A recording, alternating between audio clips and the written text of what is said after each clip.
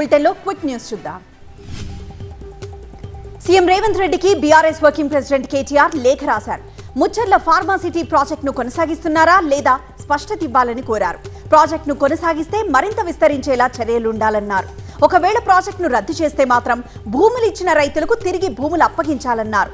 లేకపోతే చట్టపరంగా సమస్యలు తప్పవని చెప్పారు కేటీఆర్. నటి జత్వానీ కేసులో 3 ఐపీఎస్లు సస్పెండ్ అయ్యారు.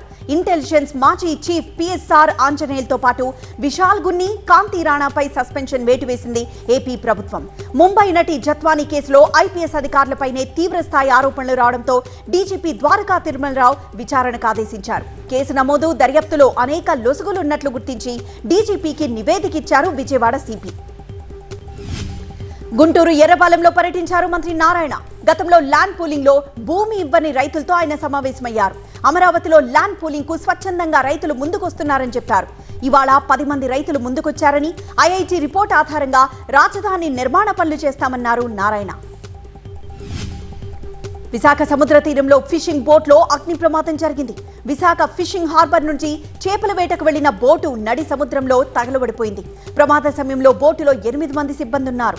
వారిని మత్స్యకారులు రక్షించారు. విశాఖ బోటు ప్రమాదంపై మంత్రి అచ్చెన్నాయుడు ఆరా తీశారు.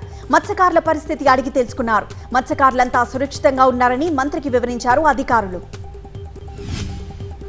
హర్యానా గవర్నర్ బండారు దత్తాత్రేయ హైదరాబాద్ లో పర్యటించారు. ఖైరతాబాద్ గణేశుడిని దర్శించుకుని ప్రత్యేక పూజలు చేశారు. అర్చకులు ఆయనకు తీర్థ ప్రసాదాలు అందజేసి ఆశీర్వదించారు. నిమజ్జనంలో మత సామరస్యం పాటించాలని ప్రజల్ని కోరారు.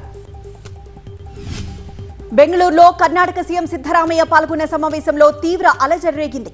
అంతర్జాతీయ ప్రజాస్వామ్య దినోత్సవం సందర్భంగా నిర్వహించిన కార్యక్రమానికి సిద్ధరామయ్య హాజరయ్యారు. స్టేజ్ పైకి ఓ వ్యక్తి వేగంగా దూసుకొచ్చాడు. వెంటనే తేరుకున్న సెక్యూరిటీ సిబ్బంది అతన్ని అదుపులోకి తీసుకున్నారు.